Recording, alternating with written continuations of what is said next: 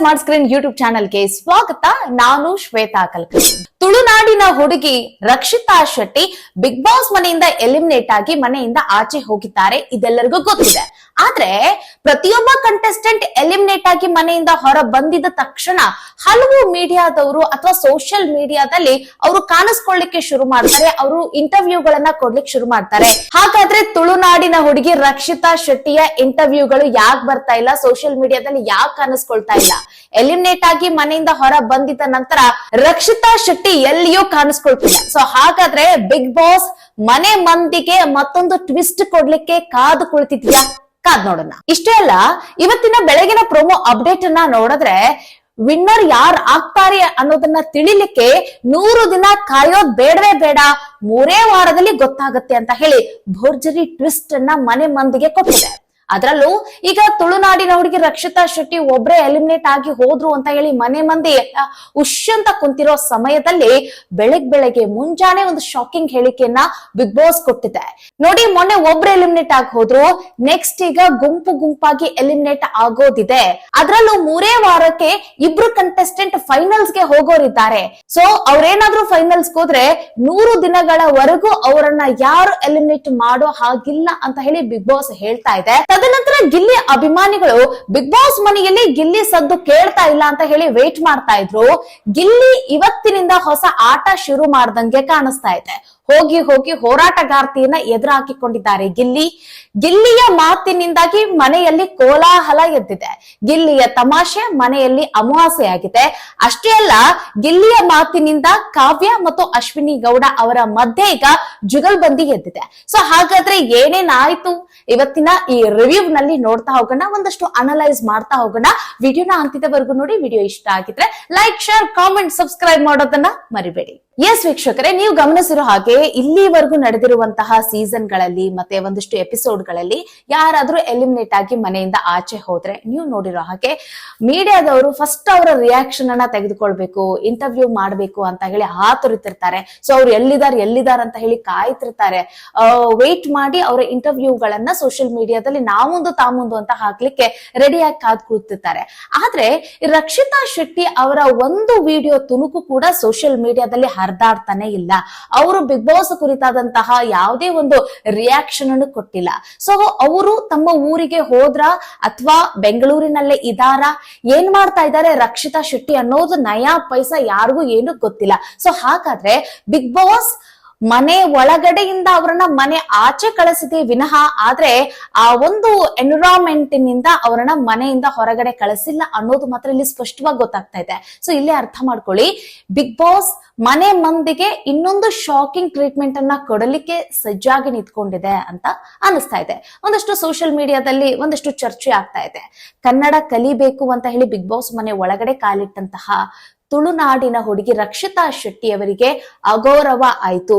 ಅವರಿಗೆ ಮನೆ ಒಳಗಡೆ ಅವ್ರು ಇರ್ಬೇಕಾಗಿತ್ತು. ಅವ್ರೇನ್ ದೊಡ್ಡ ಸಾಧನೆಯನ್ನ ಮಾಡಿಲ್ಲ, ತಪ್ಪಾಗಿ ಮಾತಾಡ್ಬಿಟ್ಟು ವೈರಲ್ ಆಗಿರುವಂತಹ ಹುಡುಗಿಗೆ ಈ ವೇದಿಕೆ ಸೂಟ್ ಆಗಂಗಿಲ್ಲ, ಅವ್ರಿಗೆ ಬೇರೆ ವೇದಿಕೆ ಸಿಗುತ್ತೆ ಅಂತ ಹೇಳಿ ಜಾನ್ವಿ ಅವರು ಕೂಡ ಹೇಳಿದ್ರು. ಸೊ ಹೀಗಾಗಿ ಒಂದಷ್ಟು ಜನ ಅದ್ರ ಬಗ್ಗೆ ಬೇಸರವನ್ನು ಕೂಡ ವ್ಯಕ್ತಪಡಿಸಿದ್ರು. ಸೊ ಅವ್ರನ್ನ ಮತ್ತೆ ಕರೆಸ್ಬೇಕು, ಬಿಗ್ ಬಾಸ್ ಮನೆ ಒಳಗಡೆ ಬಿಡ್ಬೇಕು ಅವರನ್ನ ಅಂತ ಹೇಳಿ ಒಂದಷ್ಟು ವಾದ ಪರವಾದ ಈ ರೀತಿಯಾದಂತಹ ಚರ್ಚೆಗಳು ಸೋಷಿಯಲ್ ಮೀಡಿಯಾದಲ್ಲಿ ನಡೀತಾ ಇದೆ. ನೋಡೋಣ, ಬಿಗ್ ಬಾಸ್ ಇವತ್ತು ಹೊರಗಡೆ ಸೋಷಿಯಲ್ ಮೀಡಿಯಾದಲ್ಲಿ ಯಾರೆಲ್ಲ ಈ ರೀತಿಯಾಗಿ ಮಾತಾಡ್ತಾ ಇದ್ರಲ್ಲ, ಸೊ ಇದರ ಅನುಸಾರವಾಗಿ ಅವರನ್ನ ಒಳಗಡೆ ಮತ್ತೆ ಕಳಿಸೋ ಸಾಧ್ಯತೆ ಇದೆ ಅಂತ ಅನಿಸ್ತಾ ಇದೆ. ನೋಡೋಣ ಏನೇನೆಲ್ಲ ಆಗ್ಬೋದು ಅಂತ ಹೇಳಿ. ರಕ್ಷಿತಾ ಶೆಟ್ಟಿ ಅವರ ವಿಚಾರವನ್ನ ನಾವು ಕಾದ್ ನೋಡ್ಬೇಕಾಗತ್ತೆ. ಇವತ್ತಿನ ಎಪಿಸೋಡ್ ನಲ್ಲಿ ಏನಾದ್ರೂ ಟ್ವಿಸ್ಟ್ ಇರುತ್ತಾ ಅಥವಾ ನಾಳೆ ಎಪಿಸೋಡ್ ನಲ್ಲಿ ಏನಾದ್ರೂ ಟ್ವಿಸ್ಟ್ ಕೊಡ್ತಾರ, ಕಾದ್ ನೋಡೋಣ. ಇನ್ನೊಂದು ಕಡೆಗೆ ಇವತ್ತಿನ ಬೆಳಗಿನ ಪ್ರೋಮೋ ಅಪ್ಡೇಟ್ ಅನ್ನ ನಾವು ನೋಡಿದ್ರೆ ಭರ್ಜರಿ ಟ್ವಿಸ್ಟ್, ಮೆಗಾ ಟ್ವಿಸ್ಟ್ ಅಂತಂದ್ರೆ ತಪ್ಪಿಲ್ಲ. ಸೊ ಈ ಟ್ವಿಸ್ಟ್ ಗಳನ್ನೆಲ್ಲ ನಾವು ಅಂತಂದ್ರೆ ಪ್ರತಿ ಸೀಸನ್ ಗಳಲ್ಲಿ ಗಮನಿಸ್ತಿರೋ ಹಾಗೆ ಒಂದ್ 3-4 ವಾರ ಆದ ನಂತರ ಒಂದಿಷ್ಟು ಶಾಕಿಂಗ್ ಟ್ರೀಟ್ಮೆಂಟ್ ಅನ್ನ ಬಿಗ್ ಬಾಸ್ ಮನೆ ಒಳಗಡೆ ಇರುವಂತ ಜನಗಳಿಗೆ ಕೊಡ್ತಾರೆ. ಸೊ ಆದ್ರೆ ಇವರು ಬರುತ್ತಲೇ ಒಂದು ಎಲಿಮಿನೇಷನ್ ಅಂತ ಆ ರೌಂಡ್ ನ ಫಿಕ್ಸ್ ಮಾಡಿದ್ರು.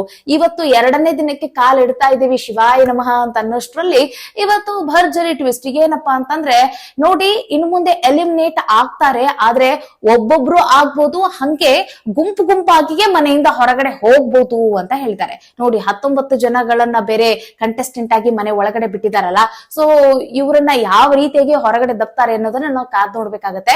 ಬಟ್ ಏನು ಒಂದು ಟ್ವಿಸ್ಟ್ ಏನು ಅಂತಂದ್ರೆ, ಯಾವಾಗ್ಲೂ ನಾವು ಯಾರ್ ವಿನ್ನರ್ ಆಗ್ಬೋದು ಅಂತ ಹೇಳಿ 100 ದಿನಗಳವರೆಗೂ ಕೂಡ ಚರ್ಚೆ ಮಾಡ್ತಾನೆ ಇರ್ತಿದ್ವಿ.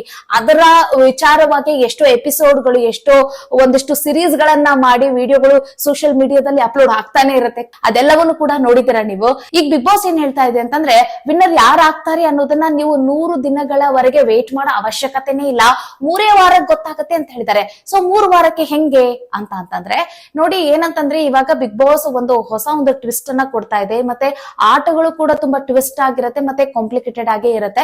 ಸೊ ಇದನ್ನ ಚೆನ್ನಾಗಿ ಅರ್ಥ ಮಾಡ್ಕೊಂಡು ಆಟ ಮಾಡಿದ್ರು ಮನೆಯಲ್ಲಿ ಉಳಿತಾರೆ. ಮತ್ತೆ ಕರ್ನಾಟಕದ ಜನರ ಮನಸ್ಸನ್ನ ಕದಿಯುವಂತ ಪ್ರಯತ್ನವನ್ನು ಕೂಡ ಜನಗಳು ಮಾಡ್ಬೇಕಾಗತ್ತೆ. ಈಗ್ಲೇ ಒಂದಿಷ್ಟು ಜನ ರೂಢಾಗಿ ಮಾತಾಡ್ಲಿಕ್ಕೆ ಶುರು ಮಾಡ್ತಾ ಇದ್ದಾರೆ. ನೋಡ್ಬೇಕು ಏನೇನ್ ಯಾರ ಹಣೆ ಬರ ಏನೇನ್ ಆಗತ್ತೆ ಅಂತ ಹೇಳಿ.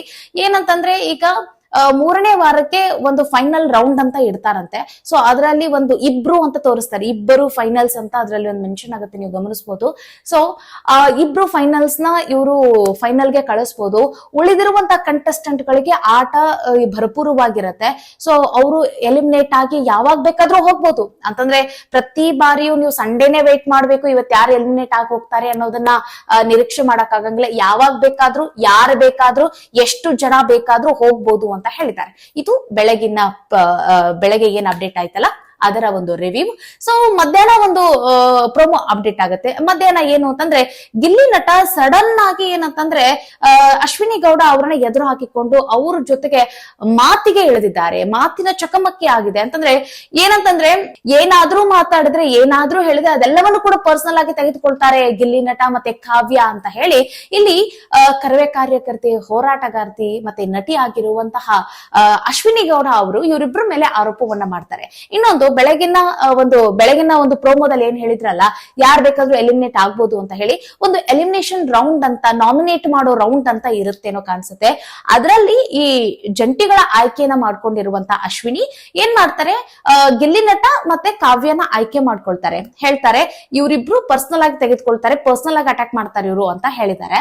ಸೊ ಅದಕ್ಕೆ ಸಮರ್ಥನೆ ಮಾಡಿರುವಂತಹ ಗಿಲ್ಲಿ ನಟ ಅವರು, ನೋಡಿ ನೀವ್ ಹೇಳಿದ್ದನ್ನ ಯಾವ್ದು ನಾನು ಪರ್ಸನಲ್ ಆಗಿ ತೆಗೆದುಕೊಂಡಿಲ್ಲ, ನನಗ್ ತಲೆ ಇದ್ದಿದ್ರೆ, ಮೇ ಬಿ ಇವರು ತಲೆ ಇದ್ರೆ ಮಾತಾಡ್ಬೇಕು ಅಂತ ಏನೋ ಈ ತರ ವರ್ಡ್ ಬಂದಿರ್ಬೇಕು ಅನ್ಸುತ್ತೆ.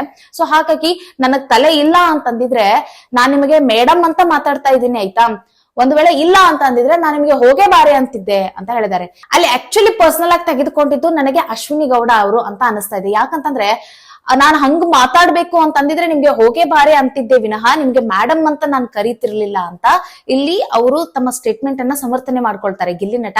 ಬಟ್ ಅಶ್ವಿನಿ ಅವ್ರು ಏನ್ ಹೇಳ್ತಾರೆ, ಯಾರಿಗ್ ಹೇಳ್ತಿದ್ಯಾ, ಏನ್ ಮಾತಾಡ್ತಿದ್ಯಾ, ಯಾರ ಮುಂದೆ ಏನ್ ಮಾತಾಡ್ತಿದ್ಯಾ ಅನ್ನೋದನ್ನ ಅರ್ಥ ಮಾಡ್ಕೊಂಡ್ ಮಾತಾಡು ಅಂತ ಹೇಳಿ ಇಲ್ಲಿ ಅಶ್ವಿನಿ ಸಡನ್ ಆಗಿ ಗರಂ ಆಗ್ಬಿಡ್ತಾರೆ, ರಪ್ ಅಂತ ಗರಂ ಆಗ್ಬಿಡ್ತಾರೆ. ಸೊ ಅಂತಂದ್ರೆ ಮರ್ಯಾದೆ ಕೊಟ್ಟು ಮರ್ಯಾದಿನ ತೆಗೆದುಕೊಳ್ಬೇಕು, ನೀವು ಹೆಂಗ್ ಬೇಕಂದ್ರೆ ಮಾತಾಡಿದ್ರೆ ಸಹಿಸ್ಕೊಳಂಗಿಲ್ಲ ನಾನು ಅಂತ ಹೇಳಿ ಅಶ್ವಿನಿ ರೋಪ್ ಹಾಕ್ದಂಗಿದೆ. ಅಶ್ವಿನಿ ರೋಪ್ ಹಾಕಿದ್ರು ಅನ್ನೋದಕ್ಕಿಂತ ಅವರು ಗಟ್ಟಿಯಾಗಿ ಅವರಿಗೆ ಮಾತಾಡಿದ್ರು, ವಾಯ್ಸ್ ರೈಸ್ ಮಾಡಿದ್ರು. ಇನ್ನೊಂದು ಕಾವ್ಯ ವಿಚಾರಕ್ಕೆ ಅಂತ ಬಂದ್ರೆ, ಇಲ್ಲಿ ನೋಡಿ, ಇಲ್ಲಿ ಗಿಲ್ಲಿ ನಟ ಮತ್ತೆ ಇಲ್ಲಿ ಅಶ್ವಿನಿ ಗೌಡ ಅವರ ನಡುವೆ ವಾರ್ ನಡೀತಾ ಇರತ್ತೆ, ಮಾತಿನ ಚಕಮಕಿ ಆಗ್ತಾ ಇರತ್ತೆ ಒಂದಷ್ಟು. ಸೊ ಆ ಸಂದರ್ಭದಲ್ಲಿ ಕಾವ್ಯಕ್ಕೆ ಈ ಜಗಳ ಶಿಫ್ಟ್ ಆಗುತ್ತೆ. ಕಾವ್ಯ ಅವರು ಇದನ್ನ ಸಮರ್ಥನೆ ಮಾಡ್ಕೊಳ್ಳೋ ಸಮಯದಲ್ಲಿ ಏನಾಗುತ್ತೆ, ಸೊ ಇವರು ಅಶ್ವಿನಿ ಗೌಡ ಅವರು ಗಿಲ್ಲಿ ಅವರ ಜೊತೆಗೆ ಜೋರಾಗಿ ಏನಾದ್ರು ಹೇಳ್ತಿದ್ರಲ್ಲ, ಸೊ ಆ ಸಂದರ್ಭದಲ್ಲಿ ನೀವು ಜೋರಾಗಿ ಕಿರ್ಚ್ ಬಿಟ್ರೆ ಯಾರು ನಿಮ್ಮನ್ನ ನೋಡ್ಕೊಂಡು ಹೆದರಂಗಿಲ್ಲ, ಯಾರು ಮ್ಯೂಟ್ ಆಗಲ್ಲ, ಸೈಲೆಂಟ್ ಆಗಂಗಿಲ್ಲ. ಸೊ ಯಾರನ್ನೂ ಹತ್ತಿಕ್ಕಕ್ ಬರಬೇಡಿ ನೀವು ಅಂತ ಹೇಳಿ ಇಲ್ಲಿ ಕಾವ್ಯ ಅಶ್ವಿನಿ ಗೌಡ ಅವರಿಗೆ ಇವರು ಎದುರೇಟನ್ನ ಕೊಟ್ಟಿದ್ದಾರೆ. ಸೊ ಇವತ್ತಾಗಿರುವಂತದ್ದು ಅಂತಂದ್ರೆ ನಿಮ್ಗೆ ಗೊತ್ತು, ಗಿಲ್ಲಿ ಅವರ ಒಂದು ಮ್ಯಾನರಿಸಮ್ ಹೆಂಗಿದೆ ಅನ್ನೋದು ಗೊತ್ತು. ಅವರು ತುಂಬಾ ತಮಾಷೆಯಾಗಿ ಲವಲವಿಕೆಯಿಂದ ಜಾಯ್ಫುಲ್ ಆಗಿ ಮಾತಾಡ್ಕೊಂಡಿರ್ತಾರೆ. ಸೊ ಕೆಲವರಿಗೆ ಏನಂತಂದ್ರೆ ಗೊತ್ತಿಲ್ಲ ಯಾರ ಮೈಂಡ್ ಸೆಟ್, ಯಾರ ಮೂಡ್ ಹೆಂಗಿರುತ್ತೆ ಗೊತ್ತಾಗಂಗಿಲ್ಲ. ಕೆಲವೊಮ್ಮೆ ಏನೋ ಕಾಮಿಡಿ ಮಾಡಿರೋದು ಅದು ಪರ್ಸನಲ್ ಆಗಿ ತೆಗೆದುಕೊಂಡು, ಸೊ ಮೇ ಬಿ ಇವ್ರು ಹಿಂಗೆ ಅಂದಿರ್ಬೇಕು, ನನಗೆ ಹಿಂಗೆ ಮಾತಾಡಿರ್ಬೇಕು, ಇದು ನನಗೆ ಇರ್ರೆಸ್ಪೆಕ್ಟ್ ಅನ್ಸು. ಸೊ ಹಿಂಗೂ ಕೂಡ ಆಗ್ತಾ ಇರತ್ತೆ. ಸೊ ಗಿಲ್ಲಿ ಅವ್ರು ಏನ್ ಮಾಡ್ಬೇಕು ಅಂತಂದ್ರೆ, ಯಾರ ಮುಂದೆ ಹೆಂಗೆ ಕಾಮಿಡಿ ಮಾಡ್ಬೇಕು ಅದನ್ನ ಸ್ವಲ್ಪ ನೋಡ್ಕೊಂಡು ಮಾತಾಡ್ಬೇಕಾಗತ್ತೆ.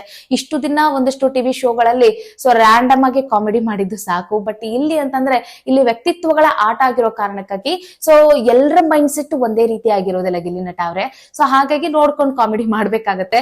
ಇಲ್ಲ ಅಂತಂದ್ರೆ ನಿಮ್ಮ ಕಾಮಿಡಿ ಇವತ್ತೇನ್ ಅಮಾವಾಸ್ಯೆ ಆಗಿದ್ದೆಲ್ಲ ಸೊ ಹಂಗಾಗ್ಬಿಡುತ್ತೆ.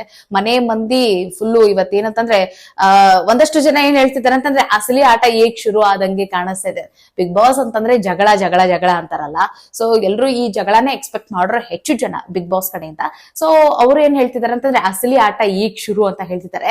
ಸೊ ಅದು ಗಿಲ್ಲಿಯಿಂದಾನೇ ಶುರುವಾಗಿದೆ. ಅಶ್ವಿನಿ ಗೌಡ ಮತ್ತೆ ಕಾವ್ಯ ಈ ಮೂವರ ನಡುವೆ ತಳಕ್ ಹಾಕೊಳ್ತಾ ಇದೆ ಈ ಜಗಳ. ಕಾದ್ ನೋಡೋಣ ಇವತ್ತಿನ ಎಪಿಸೋಡ್ ನಲ್ಲಿ ಏನೇನೆಲ್ಲ ಆಗ್ಬಹುದು ಅಂತ ಹೇಳಿ. ಈ ಒಂದು ರಿವ್ಯೂ ಬಗ್ಗೆ ನಿಮಗೆ ಏನ್ ಅನಿಸ್ತು ಅದನ್ನ ಕಾಮೆಂಟ್ ಮಾಡೋದನ್ನ ಮರಿಬೇಡಿ. ಮುಂದಿನ ವಿಡಿಯೋದಲ್ಲಿ ಮತ್ತೊಂದು ವಿಶೇಷ ವಿಚಾರದಲ್ಲಿ ಸಿಗೋಣ. ನಮಸ್ಕಾರ.